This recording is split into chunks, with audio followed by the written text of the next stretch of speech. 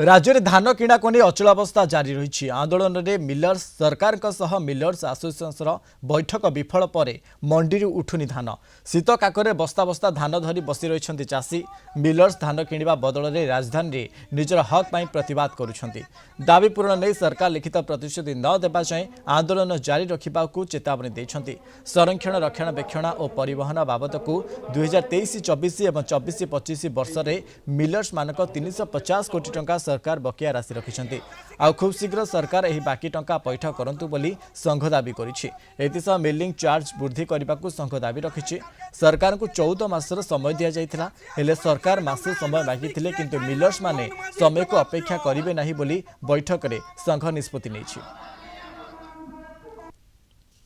असुविधा आलोचना खाली रही जाउची तार कार्यकारी होउनी गत 14-15 मास जो आम आलोचना चलैचु गोटे चिंता करिवार दरकार जदि पेडी प्रोक्योरमेंट एते सेंसिटिव थाई कि ना जदि आमर कथा सरकार शुणु नाहंती